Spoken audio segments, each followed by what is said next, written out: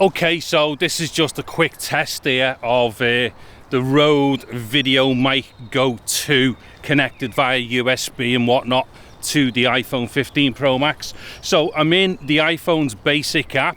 I'm also in the log format as well, just for me to screw about with something in post, just to see if I can do anything about the skin tone thing. Not that I want to be fucking around in post with anything to do with like quick vlogs and stuff like this, but it's worth trying it. Also, I've got the official RODE Dead Cat on. Now it's slightly breezy, so this slight breeze should not be interfering with fuck all here. But this Dead Cat, I'm not too sure, because what it is, I've got a Rycote Super Softy about the same size which I've brought out, so I'm going to do a very specific test with that. If I can try and find some decent breeze, flip between the two Dead Cats and see what they're like. But this one, the official RODE one, doesn't feel like it grabs the back as, like, you know, as strong as what the Rycote does, but who knows, I can probably get a good idea of this video with the slight breeze that's going on anyways.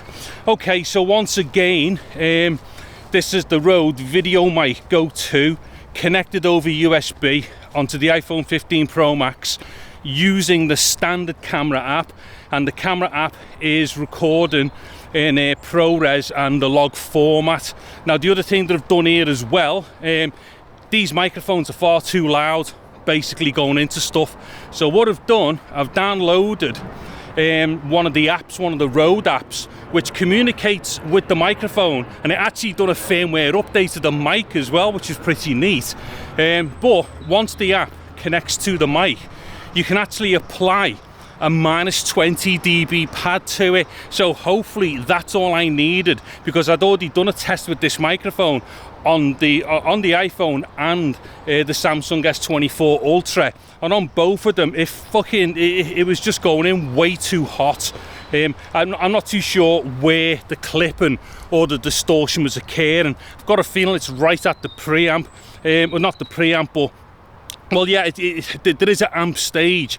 Even though it's going in digitally, there's definitely an amp stage going on, because there's no fucking way it could be as loud as what it is. Anyway, so I applied this -20 dB thing, which definitely programs the microphone with the -20 on it. So when you disengage the app or when you unplug the mic, then plug it back in, it still maintains the -20. So right now this mic has got -20 on it. But the interesting thing about that, it only applies it to the USB output, doesn't apply to the analog output. So what I'd done earlier on, I did a couple of takes, like with and without the, you know, the setting. Well, basically I've got two of these mics, so I left one with -20 on, and then and then left the other one at 0, as it were. But what happened was, I tried it on my Sony camera, and both of them were the same going in. So unfortunately, whilst it's really handy because it definitely applies the -20 on the USB-C output, it doesn't do it for the analog. Anyway, what I'm going to do now here, just to give myself a quick kind of like comparison, is just flip over onto the internal mics. It's gone a little bit breezy.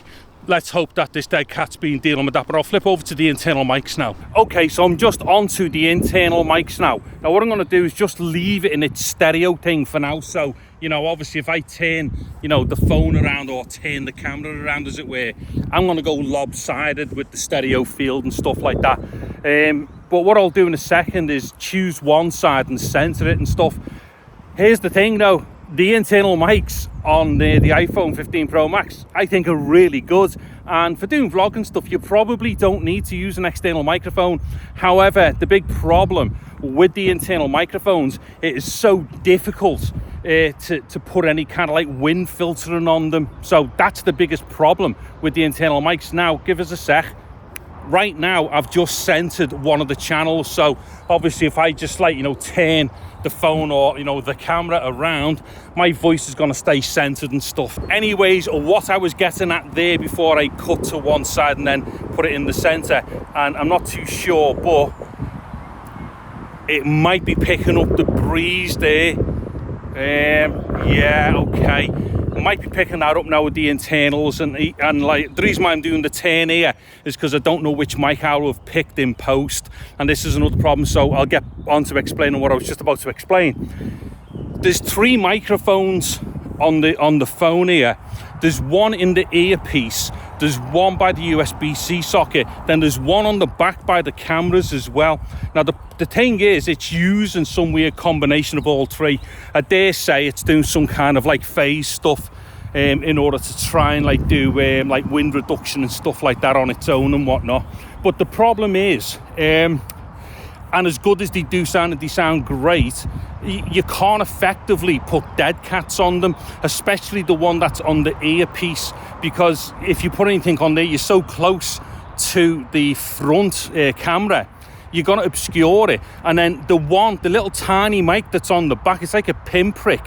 The problem with that, it's right next to the sensor on, for the cameras. So if you try to put anything on that, like a little pad, and like a sticky, double-sided sticky pad, like a Rycote Micro Windjammer but smaller, you're gonna obscure the sensor and stuff. And I think the sensor gets used for focusing, so you can't really do much, unfortunately, as far as like effective wind reduction is concerned. So that's the reason why I would have to use an external mic with this, when I'm outdoors with a bit of breeze going on, unless I can try and find some weird way of like covering all 3 mics and then just working out which one gets used in post. But the problem is, it's not like one mic is fully to one side in the stereo field and stuff like that, so it's not like you can just isolate one mic and cover it, because it does this, like I say, it's like a weird mix of all 3 mics to give you the stereo and stuff. So there's bits of them all over the place by the looks of it.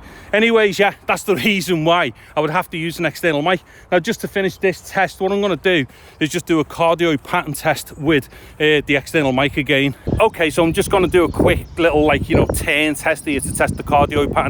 Just gone a little bit breezy. The other thing worth noting here is that I do think this is actually a shotgun, so I think that the actual the barrel, I think it is actually an interference tube. It's only very short, but I do believe the mic, the capsule is at the base of the barrel, so I think it is a proper interference tube on this. Anywho, which basically means it's going to be a minimum of a super, so it should still pick me up okay at the back, I would imagine. So that's 190 degree there, and hopefully I've dropped off a little bit there. Now that's me right onto the back. Now it may not have gone super low, or it may not have come up a lot higher than what it was from the side, but it might sound still clear though, so it might not sound as muffly as what it would do if you were at the back of a standard cardioid. And then that's the other 90 degree there, so hopefully this is going to give me a good idea of what the differences are between the sides and the back, and then that's back to the front. Anyway, that'll do it for this test, and hopefully this will give me a good idea of what to concentrate on when I do the proper video for this particular setup.